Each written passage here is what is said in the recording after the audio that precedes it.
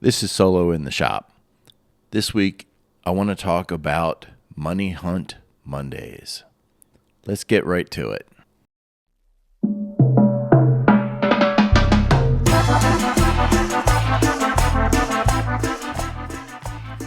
Whether you are a hobbyist, weekend warrior, making commissions for friends and family, or already a full-time maker, if you are solo in your shop, this is the show for you.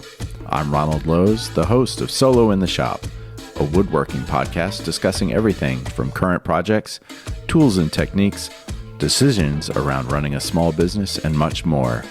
So if you frequently find yourself alone and covered in sawdust, follow my journey and we can be solo in the shop together.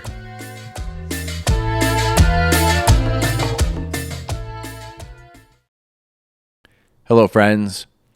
The shop is crowded with table projects. I've got 3 tables that have a little bit of epoxy filling cracks and voids and stuff like that. So that stuff has to sit for a day or 2 more before I can start working on it. And I've got a couple retail tables that are ready for sanding and C-channels and hopefully legs pretty soon.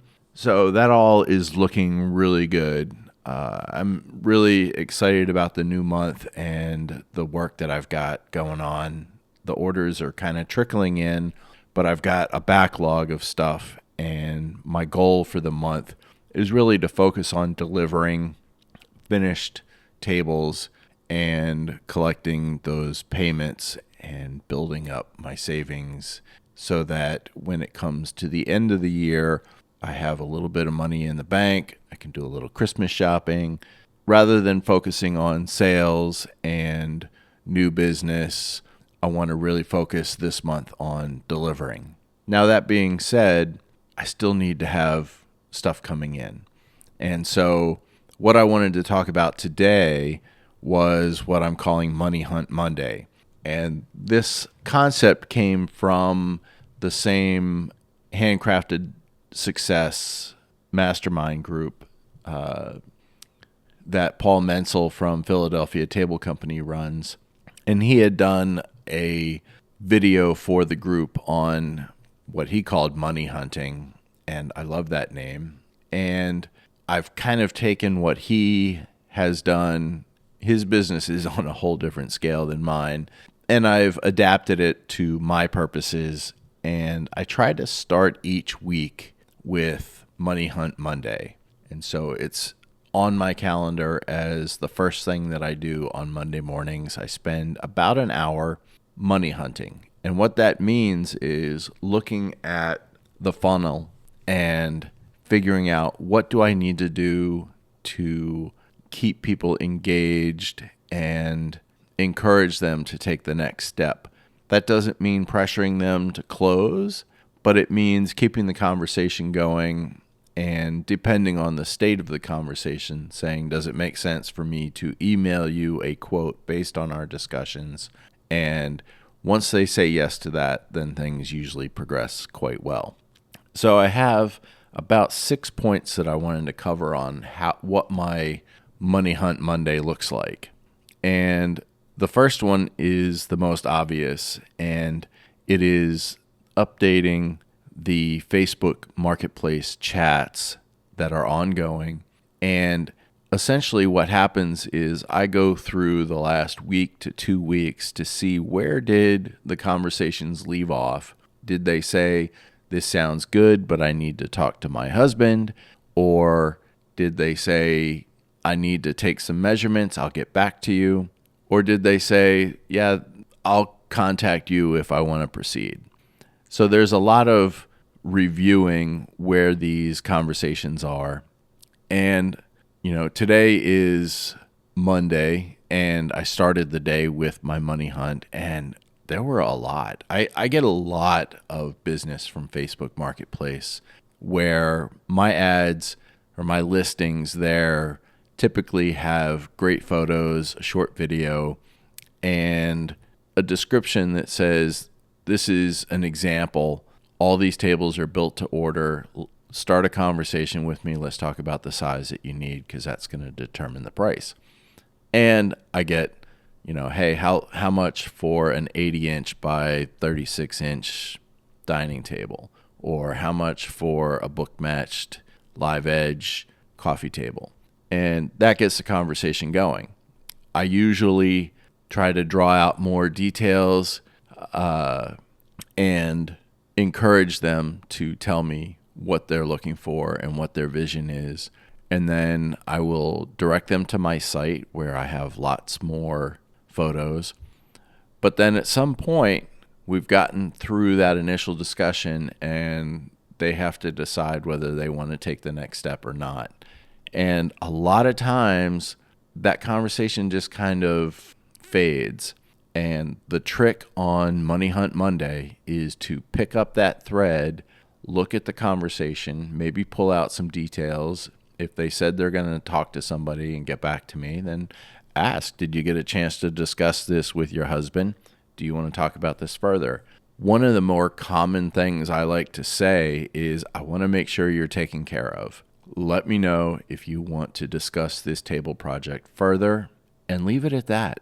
I don't need to pressure them. I just want them to kind of remember that we had a conversation going and hope that they'll come back to me. So that's step one, is updating the Facebook Marketplace chats. Very easy to go through the app and just pull up the conversations. They're all date stamped. I can see when, I can see what the state of the conversation is. Great tool. The next thing, number 2, is just looking at my Facebook Marketplace listings.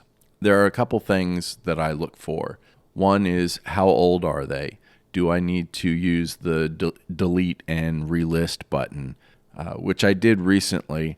I did learn that when you do that, any chats that you have going related to one of the listings kind of gets separated from that listing. So it's harder for the potential customer to get back into that listing and look at what you were talking about.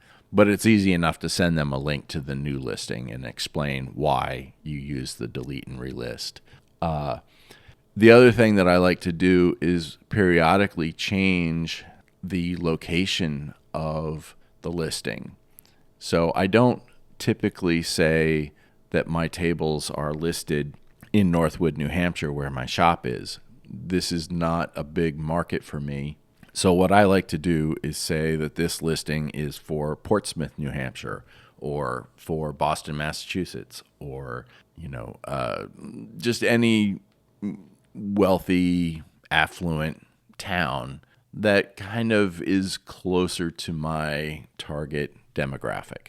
So I'll review, how long has this ad been listed in Portsmouth, and do I want to change it to Nashua or Manchester, and keep that fresh, because every time I change that delivery location, a new population starts seeing those listings and new conversations get started. And that's what I want. I want a constant interest and constant exposure, and I want to spread my name around all these different towns.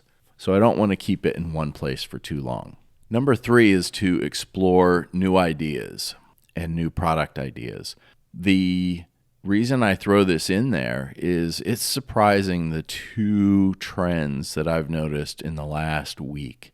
And both of these trends are informing my decision making around creating new listings, or creating a product on my website, or creating photos on my website.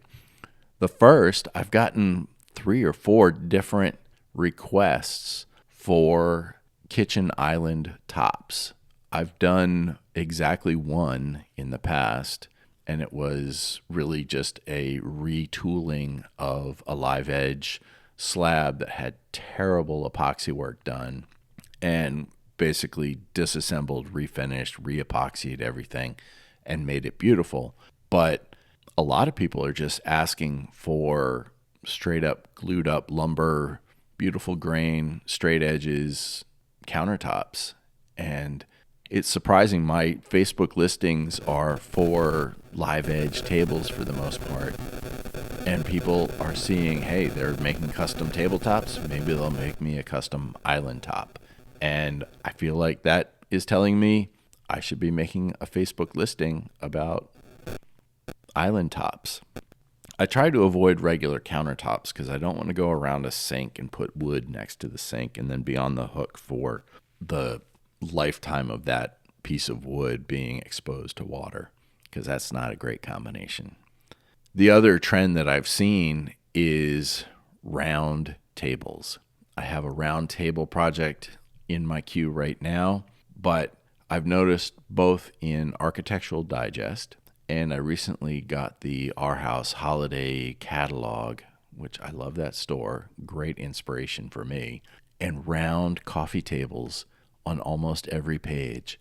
I don't know if that's a trend or if it's going to be a trend, and that's what I'll say the influencers, the print influencers are suggesting, that round tables are coming. And if you want to be in step with the latest, you should be looking at getting round tables in your home. So I feel like a good round table Facebook listing is in my future.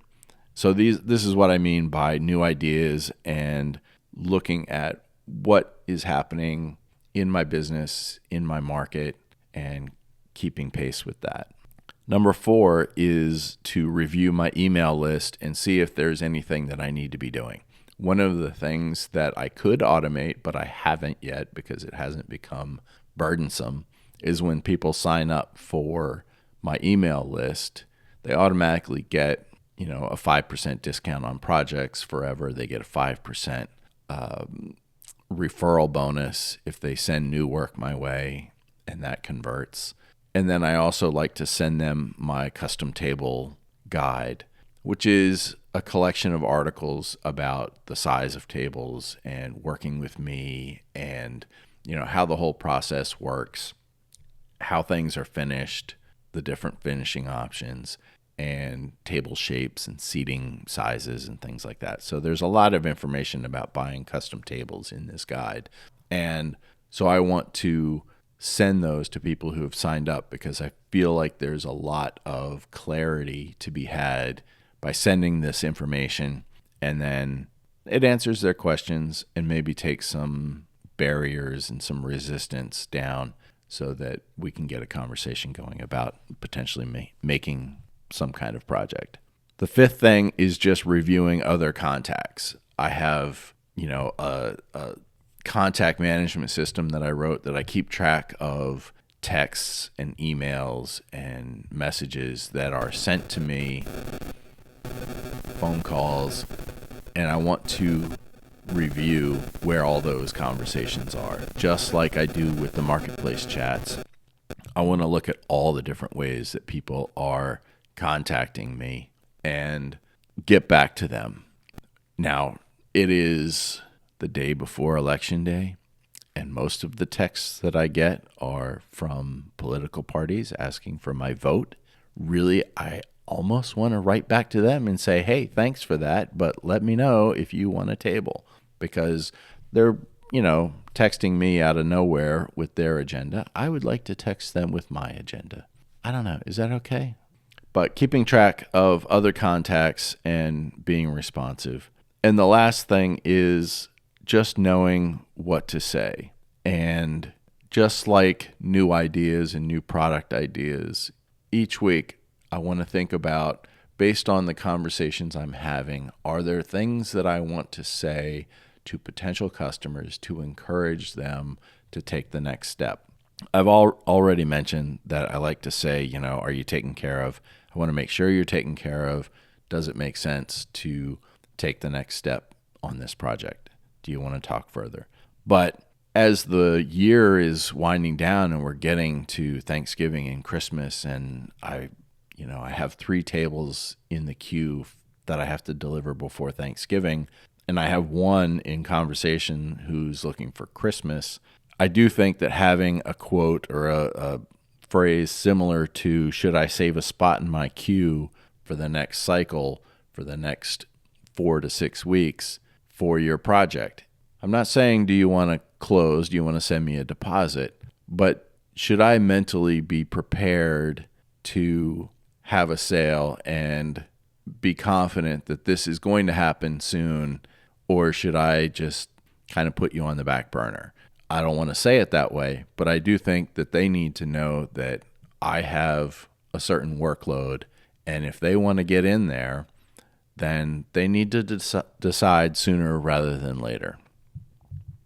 So just to summarize, what we've talked about for Money Hunt Monday is going through all the Facebook Marketplace chats, updating the Facebook Marketplace listings, considering whether there are new ideas, new listings, new products that need to be developed, reviewing the email list and sending any email touches that are needed, looking at all the other ways that people contact me, and then thinking about, do I need to update what I'm saying and the messaging that I am providing to potential customers to encourage them to keep the conversation going and move a little closer to closing a deal. So that is how I spend the first hour of every week on Money Hunt Monday. I hope you have a great week. Until we talk again, stay safe in your shop. If you have questions, comments, or suggestions for future episodes, feel free to reach out to me at SoloInTheShop@gmail.com.